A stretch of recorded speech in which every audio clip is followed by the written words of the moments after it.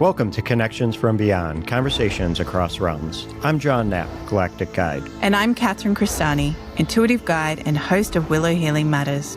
Together we hold space for conversations that move beyond the visible into the realms of galactic consciousness, the Fae, spirit, and the multidimensional nature of reality itself. Through live channeling and shared exploration, we open the door what exists beyond what we've been taught to see.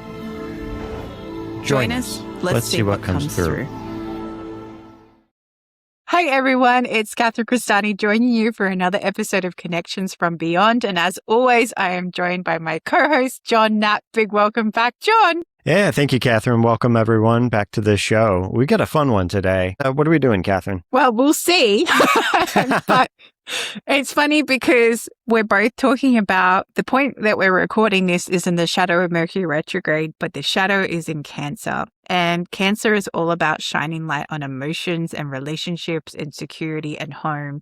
And I am a Cancer sun, Cancer moon, so I am definitely feeling it. But it's interesting because we talking about Christ consciousness. And we're not talking about it in the religious sense because religion has kind of taken this idea of what Christ's life was like and made him into a martyr, made him into a savior, rather than the fact that he was here to wake us up and empower us, and remind us that the kingdom is within. That's my favorite quote, because it is. We are the kingdom and the kingdom is within us. And the kingdom is this whole beautiful universe, right? And that we're connected. So John's like, all this stuff about Christ consciousness keeps coming through.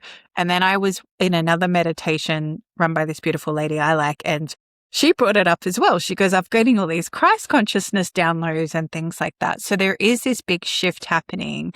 But I guess, John, I feel start with explaining what Christ consciousness is, because as soon as we say that, a lot of people will be triggered and think we're going to go the whole Christian route.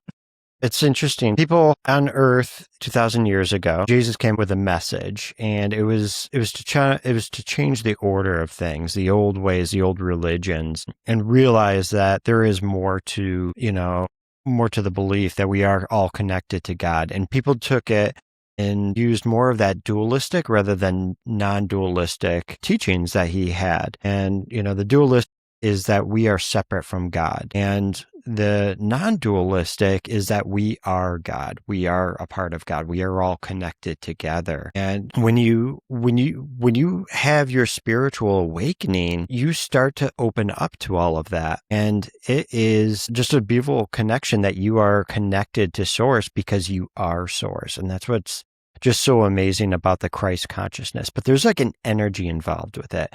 And, I remember listening to so many podcasts and so many spiritual teachers talking about it. I was like, I don't know what Christ consciousness is or what that energy really means. And then one night I was asleep, I was dreaming, and I found myself standing outside this, I think it was a grocery store, with this 18-year-old boy and his girlfriend. And I saw him arguing with a bunch of other boys, and it looked like he was about to get into a fight. And I started saying to him, no, man, don't, you got your whole, I was essentially receiving downloads.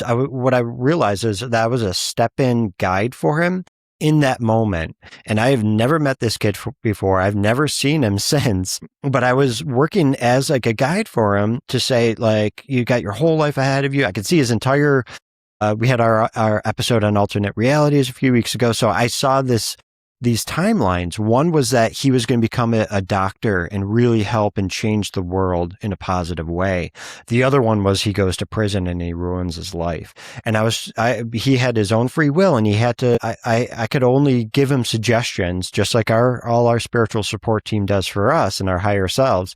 And all of a sudden, he was swaying towards getting into this fight. He was taking steps forward. Then all of a sudden I felt this energy come through me, and it went through me and into my heart chakra and just went into him. And I was channeling this energy, and I'm like, whoa, what is this? And I'm like, and I got this message, it's Christ consciousness coming through you. So it's, I guess, Christ consciousness was like, hey, let me back you up. This is your first day on the job, John. So he's like, okay, so he sends me Christ consciousness, and I send it into this boy. It channels through me into this boy, and he walks away with his girlfriend. No fight. He's back on the good timeline, where he's going to help others on this planet. And I've never connected with him since. Maybe down the road I will, but that was my first taste of Christ consciousness energy and the healing and enlightening power that it can have for people that embrace it. I love this because I don't know, it was a few months ago, I went through this massive upgrade and basically I got told you need to rest. And I was like, okay, they're like, you have 20 minutes to do what you're doing and you need to go lay down. And I was like, okay. And then I'm there laying down and I'm doing my shake thing, which is what I normally do. And you were telling me like when I shed off the veils that I was shaking and then I just felt this big pulse in my heart. And then I was like, oh my gosh, what is this? And I messaged my spiritual mentor and I was like, hey, I'm going through this thing. Can you just check? She goes, it's okay. Just surrender. Just surrender. Meanwhile, I had to still get up and clean my house because we had people coming to look.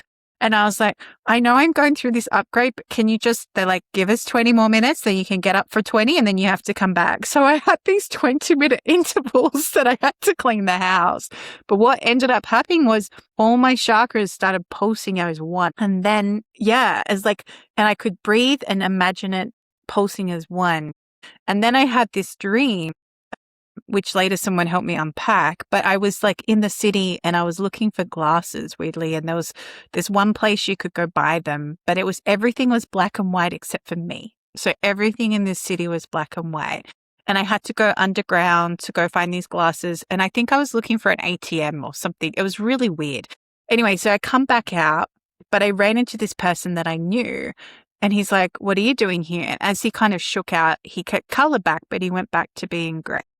And then I went to this park and it was in Sydney because I know this park. And I was sitting on this bench and I was like, I just need to share some color. Like I just need to pulse this out. And I went and did this pulsing thing and I could feel like this massive amount of love just kind of radiating through the area.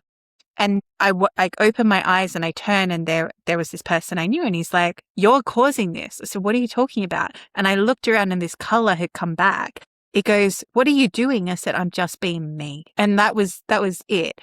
And so then later on when we were channeling the Hardarians the other week, when we were talking about that they had that frequency pulse of like the love being shot, they told me that is what this energy is. It's part of that Christ consciousness energy. And then when I pulse my chakras like that, I can radiate almost like this condensed kind of love energy. It's the weirdest feeling. It's almost like I make my whole body stop and they just pulse and then it shoots it out.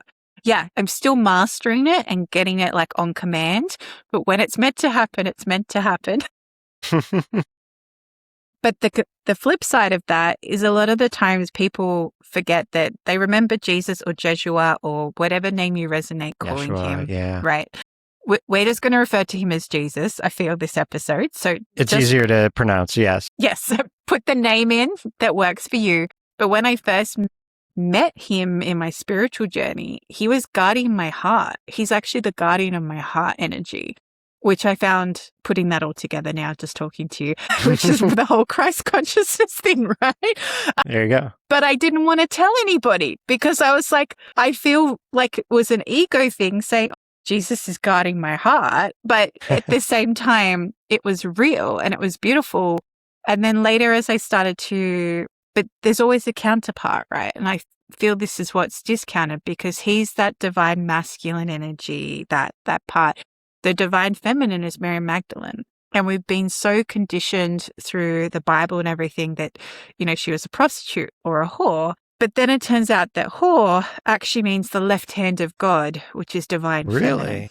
Yes. Wow. I learned this about 2 months ago. And I went, how interesting. So when you start to pull that apart, you realize Christ consciousness is about finding that balance of divine feminine and divine masculine so you can act from that unconditional love. It's beautiful. The first time I met Jesus, I was high on Percocets and he came snowboarding down a hill because I had just broken my ankle at my buddy's skateboard party. I'm pretty sure this is just a hallucination and nothing having to do with spiritual. I don't know. Maybe I'm wrong here. You can tap into it, but I will preface that I was on pretty heavy painkillers that night. And then when I told my dad this, he did not let me have one ever again. So, but I know I do have connections. I do have some connections with Jesus. So funny enough. So last October of 2025, I was, it was around Halloween season, and I like to watch some of the horror movies and scary movies for the season and everything. And I put on the movie Stigmata. I don't know if you've ever seen that movie. It's from the late 90s, I think. Well, it's about this woman who has no religious connection, but she starts getting like the nail holes in the wrists, and the thing around like the ring of thorns around her head. And the one scene that really got me was she was in the subway, and I apologize for people who didn't see this. Spoiler alert: she got whipped, because that was one of the things, the stigmata, is where she was getting, they get the wounds of Jesus on the cross. She started getting whipped, and I'm like shaking from it. All of a sudden I felt this like sadness and frustration at watching this. And I'm like, what is going on here? Like, why am I feeling this? I mean, yes, it's a very dramatic scene, but I just got this like overwhelming guilt. And I was trying to figure out, I'm like, what is this connection? Now, I know that I have never had a life with Jesus. I know a lot of people have had that connection before where they've been taught by Jesus or one of the disciples or whatnot. I knew in me that I was not like hanging out with the dude in Israel or wherever, or India or anywhere else. I knew I wasn't there. I felt like I was on a galactic mission. And my mentor, Ellen Malloy, who confirmed that for me, she's like, no, you weren't on planet, you were off planet. So I knew, and I was like, why? So I tapped into this, and I checked in, I did a sanity check with my twin soul, Kristen Wood, and was like, am I getting this? She's like, so tap in a little bit more. You feel like there's something going on there. There is something galactic about it. So I tapped in, and I saw this Orion. There's a lot of races there, but very pale skin. I've been this race before. I think it might be Rigelian or something. And I saw that I was watching Jesus crucified basically on the ship above the earth. And I call it the Jesus Project, essentially. As a representative of the Orion Nebula, the Orion Light Council, I was working in the galactic realm to bring the Christ consciousness to Earth, to help the people of Earth in their ascension. And I knew, because of the free will of humanity, that I couldn't intervene and end up being, come to Jesus's aid. And that was heartbreaking for me in the time. And so from that point on, I had realized, okay, so that is one of my connections with Jesus.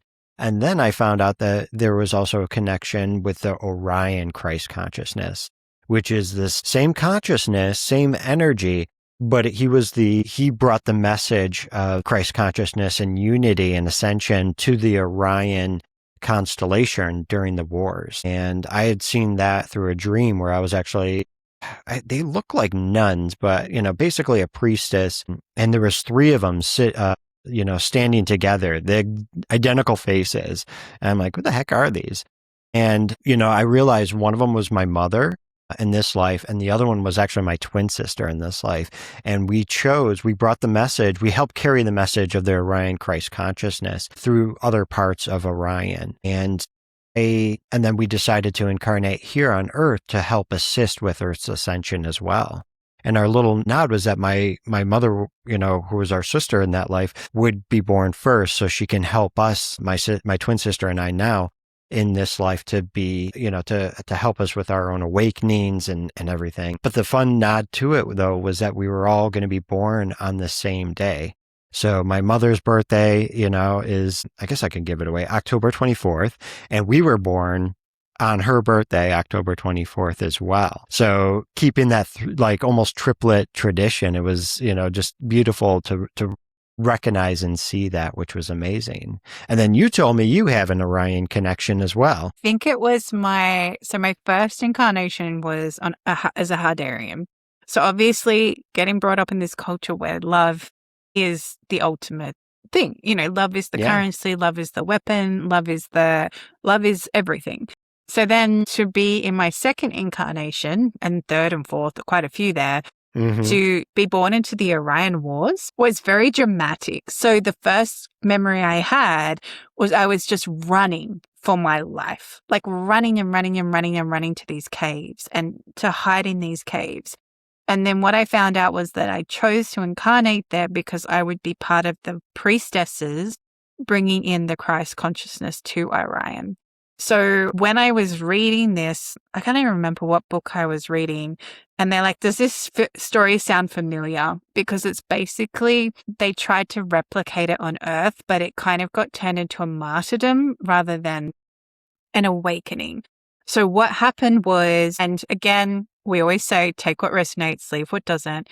But the divine contraception, like Mother Mary being conceiving Jesus, and it's through a beautiful, very advanced spiritual process where they take the masculine DNA, divine DNA, and spiritually entwine it with the female's physical DNA. So it takes a lot of priestesses, it takes a lot of magic, if you will, it takes a lot of energy and a high level understanding on how to play with that level of genetics in the spiritual form. So this was originally done on Orion. They're telling me it was done once before that, but Orion's the most successful example. And what it did was, because Orion was very suppressed. Orion, like a lot of souls were trapped there because they wanted to keep them reincarnating. They didn't want them to step off and come back. But they managed to open up this hole, if you will, for some souls to snake through. Mine was one of them, and a few others, with this knowledge that they needed to allow the Jesus of Orion to come through. Say it that way. And that was like, what ended up happening was his teachings and the examples that he brought allowed people to realize the power within themselves and realize how connected we all are. And that is what ended up being the fall and the ending of the Orion Wars. Now, they tried to do that here, like you touched upon, John. Yeah. But what ended up happening was people saw it as he was the savior, which is keeping you in the victim role. Which then allows there to be a villain. So then the Romans were portrayed as the villain because, and then we've got, Judas and all those sorts of things. There were villains in the story, right? Rather than the fact that Jesus just accepted who they were. And there's a lot of the history that has been deleted or forgotten because Jesus was a man that symbolized the divine union. So if he had 12 male disciples, there were also 12 female disciples. And there's been a lot of work from Dolores Cannon and other people who do QHHT showing that he had mixed amount of disciples. I wasn't one of the disciples, but I was married to an Essene, and the Essene was the culture that kind of held those Christ conscious values and really supported those who were involved and who were doing it. So I knew in my lifetime, I trained with Mary Magdalene, but I didn't do the work that she did. I highly respected it. And I also witnessed, thank you. They're just updating that for me. I also witnessed the crucifixion, but also someone in my life was one of the other people on the cross too. And to the point when we were talking about it, the crucifixion marks showed up on her wrists very much. Well, actually, they were through her hands, very much like that movie you talked about. Yeah. So it was like, I'm like, oh, I've witnessed this. And we were both looking at it. And then even her dad had it in there. It's like down in their lineage. He's got arthritis in that one point. So it's really interesting. Like you said, you can't really, create this information because it's just given to you and you just remember. So there's this big unity now and we're shifting, more into that. Everyone's about the divine feminine coming online and everything. But I feel it's just remembering that there's both, that there's masculine energy and feminine energy, and it's how to find that interweaving between the two. Yeah.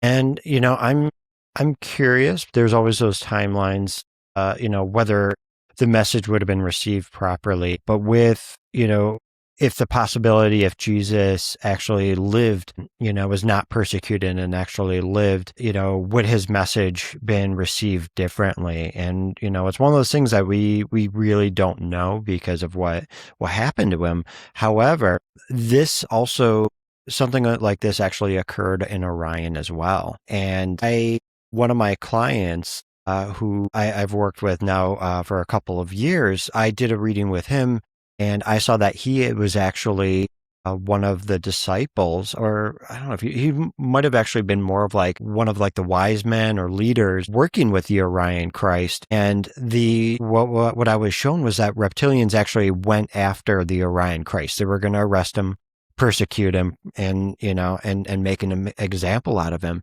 Well, what ended up happening was my client in this life as an Orion ended up taking the fall for the Orion Christ and was tortured and persecuted and ultimately executed in place of the Orion Christ. But his capture allowed the Orion Christ to escape. And that's why the Orion Christ was able to, be able to bring up about that change and help the awakening of consciousness in Orion. And my client was, unfortunately had to suffer for it, but it was part of the divine order that he would take the fall and allow the Christ consciousness to continue his work there. I'm getting goosebumps. They just said Judas had that choice and he chose not to take it. Yeah. Yeah. Which again, it's free will. And that's just the timeline that we're living in. Maybe another timeline, he did make that choice another way. But yeah, okay, thank you. Jesus is just like, but I knew all of that. It was my choice for all of that to happen. Even, I believe he died, his physical body died on that cross, but then everything I've heard through different past life regressions and things like that, he came back into his body and ended up in India. So when we talk about in India, that's where they said he took refuge. And that's why a lot of teachings of his are very prominent in Indian. When you look into Buddhism and things like that, you will find a lot of Jesus's teachings because he did go there. Yeah. And I've seen him in India between those, the age of 12 and 33, going on the road with, Mary Magdalene, with his mother Mary, some of the disciples along the way going. I haven't really seen him in Egypt, but I have been told from others that he trained in Egypt, he trained in India, he trained in Nepal. So he learned Reiki, he learned all these different esoteric teachings. And then he ended up coming back to Israel to help the Israelites and assist with them and, and bringing everything that he brought to, all that knowledge to, to his hometown, essentially. So I haven't really seen post-crucifixion. I haven't really looked into that so much, but I wouldn't be surprised if, yes, maybe he did come back into his body and then take his teachings on the road with, with family members and all that. Yeah, it was interesting. It's just very interesting. I can't think of what the book was. I don't know if it was a Mary Magdalene one or a Mother Mary one. It was just one that randomly again showed up in my Spotify audiobook playlist, right? I told you it happens to me a lot, but just felt so true to my heart and it felt so resonant. And even the teachings that they talk about and things like that, it just felt so aligned with what my heart believed. And in terms of him teaching or training in Egypt, yeah, the Mystery School of Alexandria was there because I trained there. I've gone back there to reconnect with some gifts. Mary Magdalene trained there, Mother Mary trained there because it was a school brought from the Syrian mystery schools, essentially here on Earth. And it was, they're saying to me, it was ushered in by Isis. Your favorite person. Anyway, it was. I just have the problem with her pet dragon. So yeah. I'm going to look. Trying not to look lady, up. Yeah, lady, she's one of my guides. Her name's Lady of the Stars or Goddess Sirius. And she was overseeing it as it was brought into fruition here. So they're saying, of course he would have gone and of course he went and trained there because it was just part of that understanding and initiation of what he would go through and understand how to leave your body in intense moments of pain and how to put yourself back in there and also how to allow his body to get to that point where he could still recover after all of that. So yeah, very interesting. I'll find the books and I'll send them to you and I might put them in the show notes too, but very fascinating. Yeah. It's interesting. when we're maybe I think it was one of those History Channel documentaries. I used to watch History Channel all the time when I had cable, but I remember they did the I think it's called the Shroud of Turin, and they were like analyzing it, or at least the one that whether it's a copy or the real thing, the one that they had, and they were looking at it because it has that imprint of a man who they believe is Jesus on there, and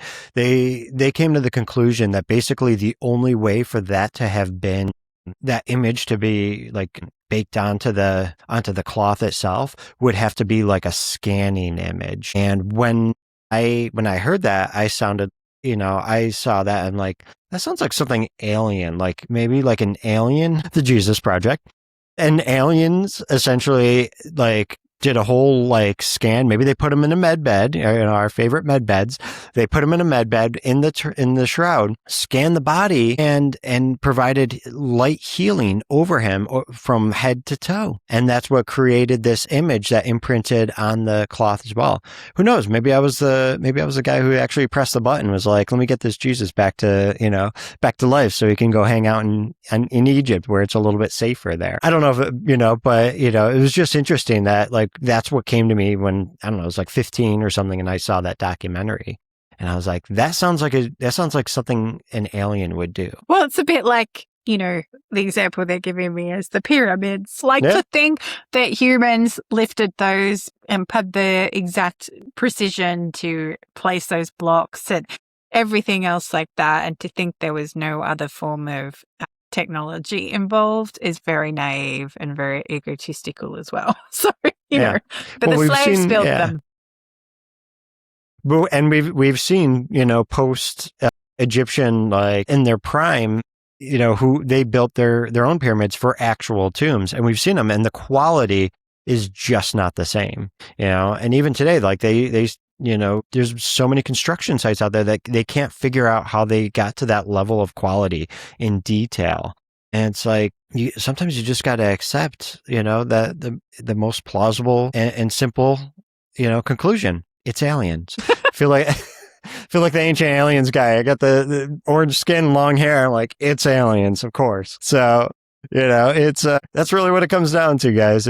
Everything that is confusing, and is baffling, it comes down to aliens. That's really what it comes to. But, no, humanity has done beautiful and remarkable things out there, and each person is capable of the most pure love and pure essence, that is God itself, because we are God. But sometimes we just have to realize that, there are things beyond our understanding, and just being open to it and using your discernment really will help you, understand the truths out there, the truth within your heart. Yeah. And, if someone presents you with information, just sit with it, a bit like we are today having this conversation, or go be curious about it and find out more.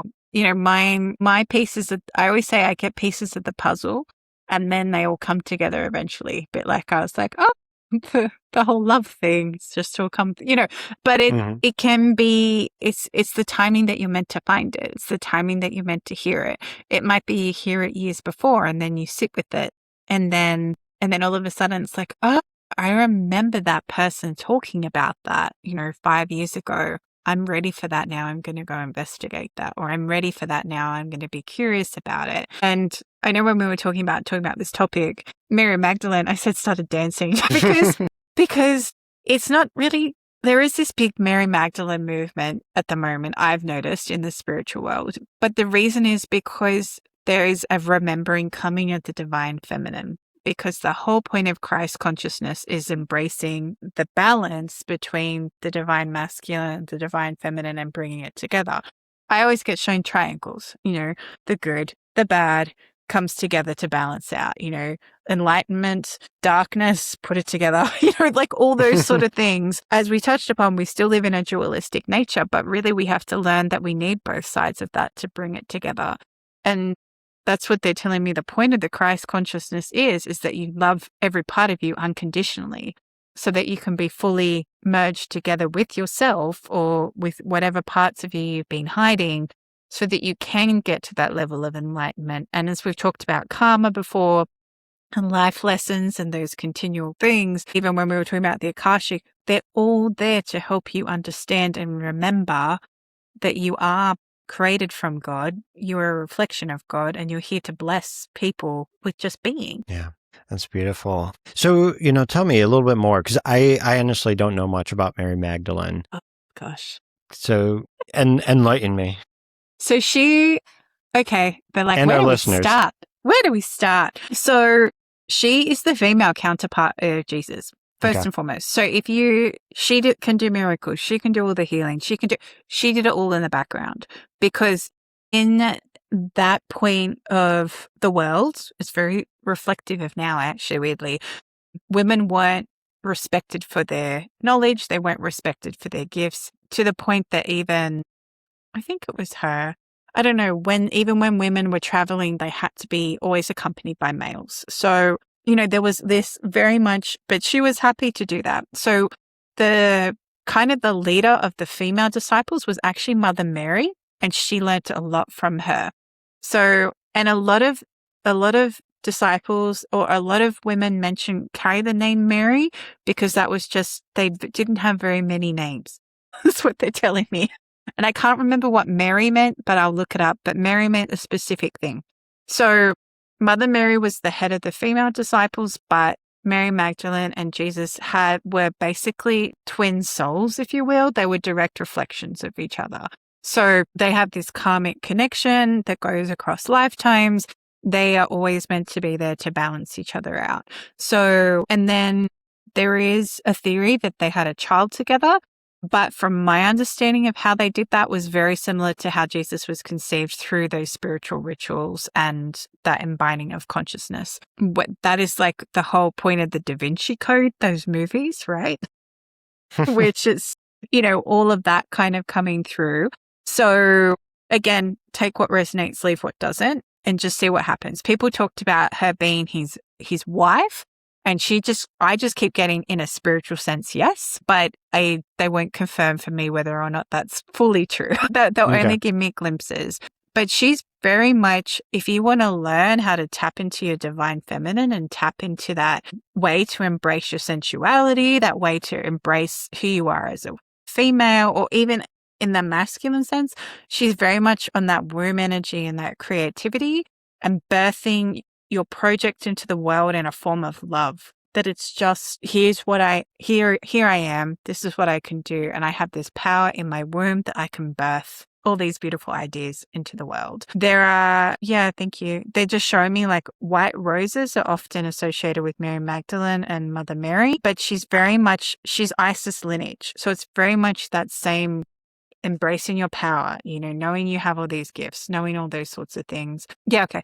And they're just saying, I come forward when you forget that you're a female. That's what she's saying. Because there's been so much confusion being created in the world around your orientation, around gender, and all those sorts of things. But in the end, if you don't know who you are underneath, if you don't accept and tap into your heart and what feels most aligned, that is where the confusion comes from. So it's all a distraction is the biggest thing that she's saying. And I feel like they're from my perspective, from what I see, is that there's a lot of women in the world that feel that they have to embrace more masculine energy to get ahead. 100%.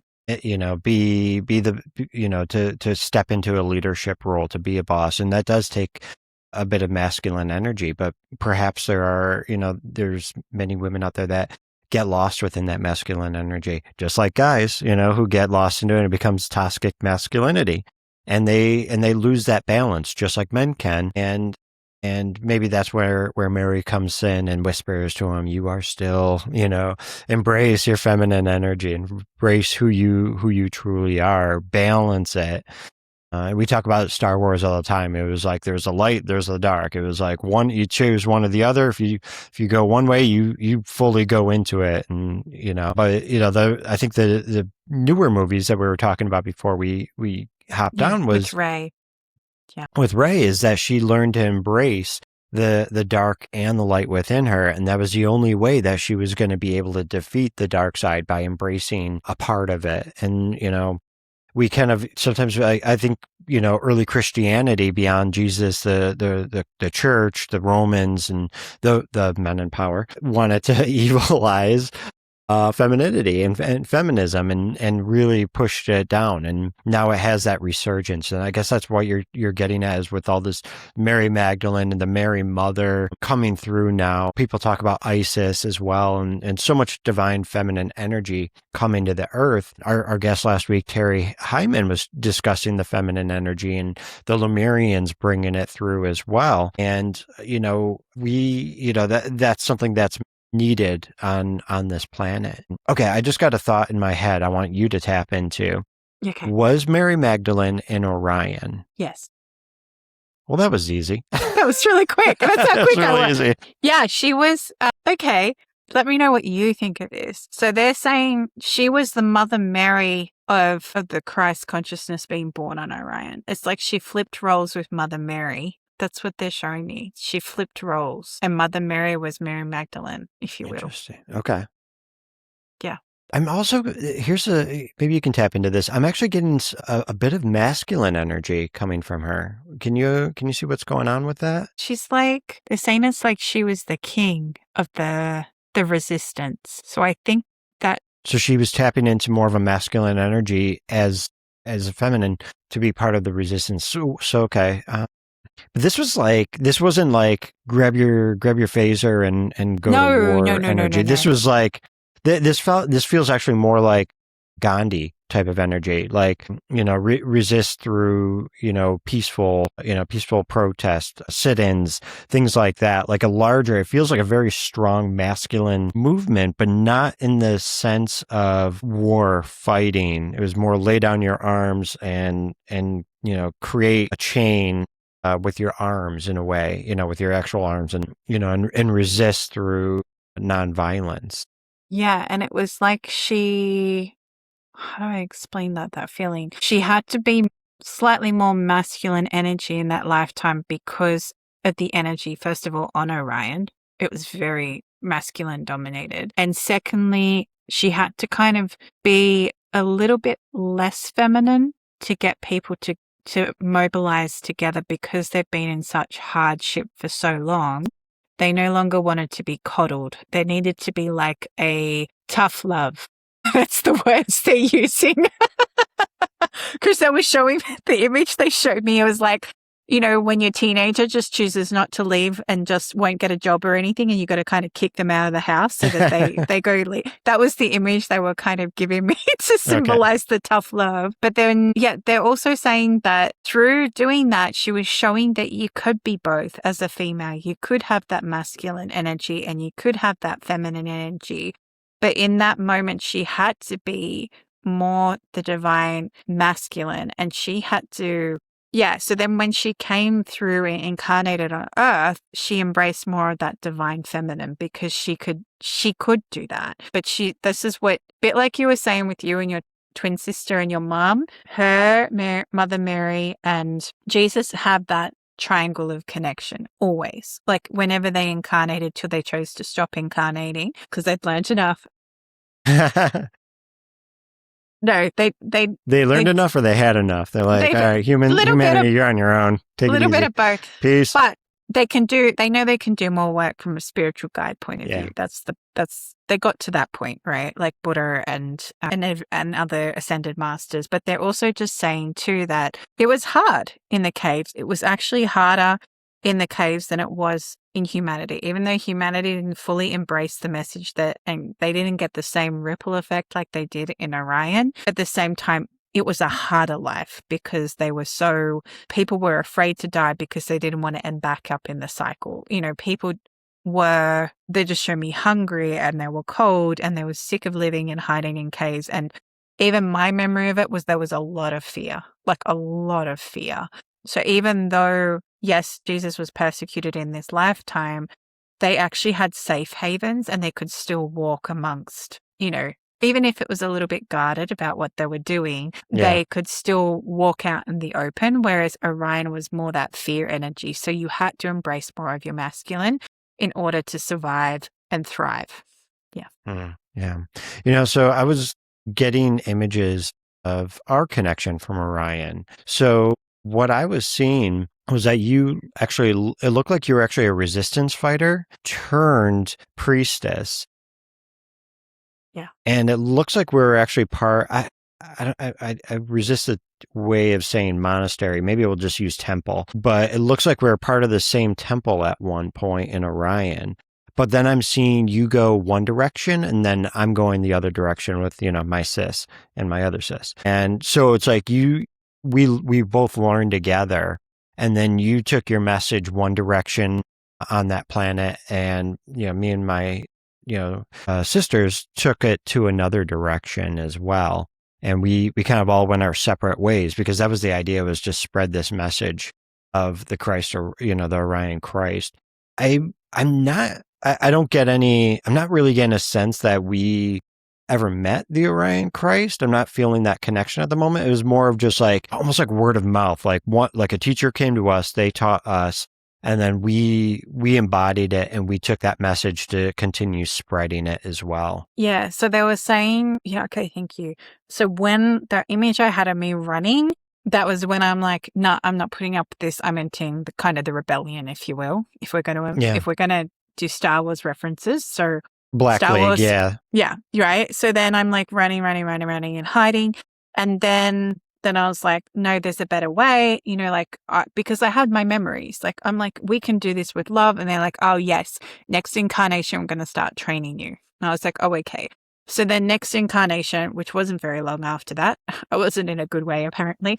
I think I was very injured. But next incarnation, they made sure to find me, and that I found my way there a lot faster rather than having to go through a lot of suffering. And then from there, I've never tapped into this in this detail, so this is interesting. So then from there, they started training me in a priestess. So the first one, they told me that this Christ consciousness is coming through. This is what it will look like. And for me, being Hadarian starseed, great, this feels so resonant, and this feels like really on par, what we need to do. Then the next incarnation was where we were training together, and they said, essentially, yes, you and your three sisters.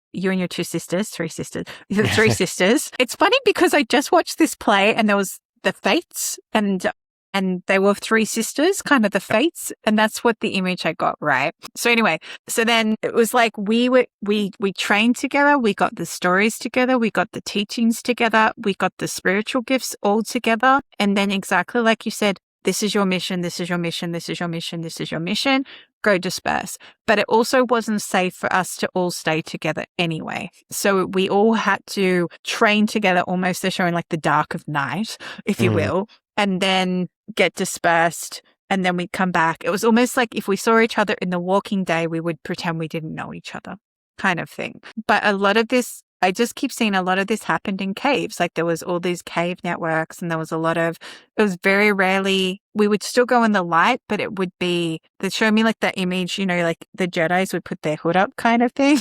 Yeah. It was kind of like that kind of feeling where it was like, I'm here, but I'm not here. Like I'm going to make myself invisible. And then, when we split up, we all had our own messages. So, and our roles were based on what our gifts were the strongest. So they are showing me you guys did go, I think you went and had training with Galactics. That is what I'm kind of seeing. Like there was this almost level of galactic connection that came, but I was like, no, I need to stay and do the earth work, if you will.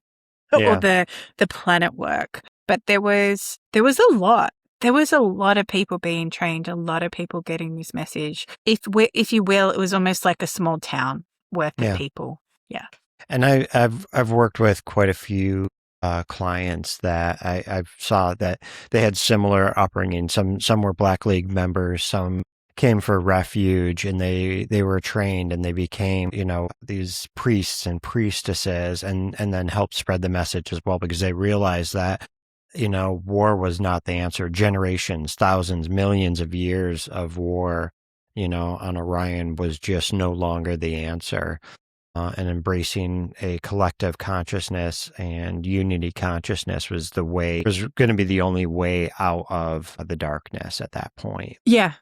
They showed me how long it took. I was like, oh my goodness, it was a really, really long time. And then they were hoping to replicate that here. And they said it did to a point, but they didn't predict that, again, that they're just using that word martyrdom. They didn't predict that Jesus would become a savior model. And it's really interesting because I was sitting at a funeral, weirdly, and it was in a Catholic church, and I was looking at the stained glass windows, and I love stained glass windows. I always think they're beautiful. And there was this image depicted of Jesus, obviously on the cross, which we all know. And then Jesus comes and sits next to me in the middle of this funeral, and he's like, "That's not my best shot, is it?" And I'm just like, I'm trying not to piss myself laughing in the middle of a funeral. And then the priest was speaking, and he's like, "Yeah, that's true. That never happened. That never happened. That is true." I was like, this is the weirdest experience I think Wow. I've ever had going to church. But he's like, "Yes, I did say that, but they took it out of context." Or, "Yes, I did do that, but it was portrayed differently." Because I very quickly, I always believed in Jesus, but I said at school, because I was in like a Anglican school, like a, Christian school, I very quickly learned not to say that, because then they would push their version of Christianity onto me, where I didn't, even at a very young age, I knew that I didn't want that. I knew he was real. I couldn't deny the fact that all the religions talked about him, pretty much every religion talks about Jesus, right? There was so many accounts. I'm like, I can't discount any of that. Even the miracles, I'm like, well, why can't you do that? Again, soul remembering, why can't you do that? Like, why can't you turn water into wine? And why can't you walk on water? And like all these sorts of things. Why can't you do spontaneous healing? That was before I even knew anything. Yeah. And then I just sit there and I'm like, why? And then when I started my spiritual journey, I was like, wow, there's so much truth in each of the religions. We've just been taught to divide and hate what's different. Yeah. And there's also that fear component. And that's what has never sat with me, because I never felt religion would be based on fear, because that is what keeps us praying or paying for our sins or going to confession and growing up in a Catholic household, right? So like all those sorts of things. But at the same time, I'm like, but that wasn't the message he was conveying. It was never about fear. It was never you're going to hell. It was never, it talked about your own transgressions. Well, normally it's the sins you do against yourself, that it comes down to. And, your own worst enemy is your head, really, when it comes down to it. So all these messages just got misconstrued. And when you start to be curious and learn about the other teachings from Islam and Buddhism and Taoism and Judaism, you'll start to see the common thread that it is based on loving yourself and realizing the power that you have. When you strip loving away yourself all and the loving fear. others the same. Yeah. Yeah, exactly. Yeah, I never really understood. The one thing is I didn't really get the idea of like God has a son, that he sent here, but that son is actually God. I'm like, that doesn't even compute for me. Like, what does that even mean? Like now I kind of you kind of get it, where it's like he's an avatar of God, kind of like I think like Krishna was for, I don't know, apologies, I forgot who the Brahma or Brahman. My apologies if you follow the Hindu religion. I might be mixing it up, but like that started connecting. Okay, Jesus was an avatar of God, and then I realized, no, he was the son of God, because we are all the children of God, which means we are all also part of God. We are all, the essence of God. We come from, so.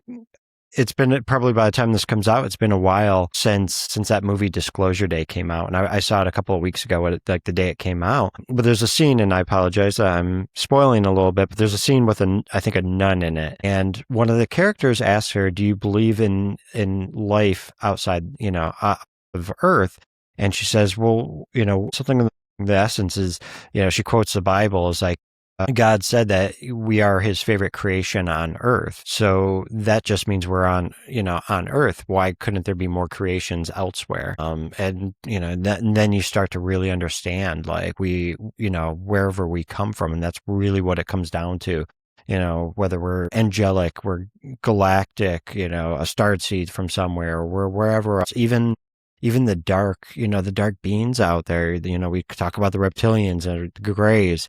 They're all part of God. And that's when you start seeing that, you stop seeing that separation, that division, that us and them, us against them, Good and the and dark and bad, light. Exactly. savior, villain, all those sorts of things. And we've been so conditioned to believe, to look for that. Like even the movies you watch as a kid, like every Disney movie has a villain, and a savior, and we've been so conditioned, and that's part of the victim model, right? There's a victim, there's a savior, and a perpetrator or the villain. But if you flip that triangle, it becomes a creator model, which is what they don't want us to remember, which is we have supporters and challengers. So even if you think there's a villain in your life, they're just challenging you to step out of where you are, and you can choose to stay in the cycle. And I feel this is the essence of Christ consciousness. I'm getting a nod, which is you can choose to stay and go, why are they doing this to me? Why is they doing this to me? Or you can flip that and go, okay, why is this for me? And what do I need to learn to grow and embrace this so I can create the next chapter of my life? Your greatest villain is actually your greatest teacher. It's just allowing yourself to recognize, what they're doing for you and not to you. Yeah. And it was divine timing with it too. Like last year I had a reading from someone that was a guest on my show, and I'm like, I'm just curious to have a reading with you. And she said, there's 3 people that are coming into your life. One you already know, one is a child, and one is a villain, but an unsuspecting villain. And I was like, interesting. And then when I saw at the end of the year who that villain was, I understood the message completely, because I did learn a lot from this person. And on the flip side, I also learned how to step away from that and create something of myself. And it was like, in the end, it did feel like a villainous relationship when it was like, no, actually, I don't have to be the victim here. And the other thing thank you, is when we share stories, or things that happened, if there's an emotional charge to it, you actually haven't learned from it yet. So, this is where when you accept it and you embrace it and you've learned from it and you're sharing it in a teaching capacity, you've healed from it. But if you're still sharing it and being like, oh, this terrible thing happened to me or this, I just laugh at the terrible things because I'm like, well, you'll never guess what happened to me. This is just the story. And, and it's just a story. But because you've learned to heal from that and embrace that this is what I learned from that is allowing you to step closer to realizing how whole you actually are, which you're always whole, and, step away from that. I need to fix myself rather than I need to expand myself. Yeah. I like to say to a lot of my clients and people that being triggered is a gift. And I think that's going to exactly what you're saying is like, if you feel triggered, that means that there is a part of you that still has work to do, to look at that shadow, do that shadow work for yourself. And try to understand whether, what is actually happening. Why is it still in need of healing within you? And I think that's exactly, pretty much exactly what you're talking about. And, recognizing that it's not happening to you, but for you. I know a lot of spiritual people talk about it, but there's a reason why we talk about it like that and continue to say it, because sometimes we even need the reminder. It's not happening to me. It's happening for me. And, understanding what are the lessons and what am I being taught and how do I overcome this? So, this pattern doesn't continue to happen over and over in my life. I feel that's another part of like Jesus's teachings through the Christ consciousness was he just accepted everything as it happened. Like they talk about, Judas betraying him, but he says, I forgive you. It's okay. Like it's just, and that's very much that hard-daring energy that we tapped into as well. It's like, okay, well, this happened and we're moving on. Like it's just, this is what we learned from it and this is how we're going to grow. And it's that deconditioning that we are going through as humanity, that we stop blaming other things. And even we talked about this briefly before the show. Actually, I sent you a message about it, which is stop blaming other galactics, other experiences, other things for what is happening to you. Yes, it might be part of it, but you are co-creating it. So you need to own that moment and then also love that part of it too. I was working with a coach and her name's Dagmar Fleming. So I'll give some credit here. But it was, she said, say, I love the part of me that. and then put whatever it is. So I love the part of me that, and what that is doing is pulling in that Christ consciousness energy. It's taking the energy charge about what's happening or happening in your head or happening to you, and then it's allowing you to step back from the situation so you can keep moving forward. And it sat with me so powerfully. I'm just like, yeah, I love the part of me that is frustrated that my house isn't selling. I love the part of me that has to clean after everybody. I love the part of me that, and just embracing those parts. But also, I love the part of me that has these psychic gifts that I can do this as well. Yeah. Well, I feel that's a good way to summarize. That's perfect. I love the part of me that, and, we went to different places today, but if you, again, just let us know what resonates, what doesn't. If you had a life even on Orion and you remember these events, please email us and let us know. We would love to have a conversation, either via email or some way, because we love to see how this resonates with other people. Also, if you're someone that works with Mary Magdalene or Jesus or Mother Mary or whoever it might be, feel free to drop us a line or drop us a question as well. And as always, you can check out those details in the show notes. And thank you, John, for bringing this topic forward. Yeah. Thank you, Catherine. This is amazing. I'm glad we can continue to explore these, these different connections and everything. And, a listener out there, if you were on board the Orion ship hovering above the earth, part of the Jesus Project, maybe you're at the next computer console next to me, and you recognize me from that, let me know. I'd love to find out more about your story. So thank you very much, everyone. And we look forward to having you next week. Thank you for listening to Connections from Beyond. We trust you'll take what resonates and gently release what doesn't. Please remember, any insights or guidance shared in this space are not a substitute for professional advice. Always consult your healthcare or mental health practitioner where needed. Until next time, stay open, stay curious, and keep listening to the Whispers Beyond.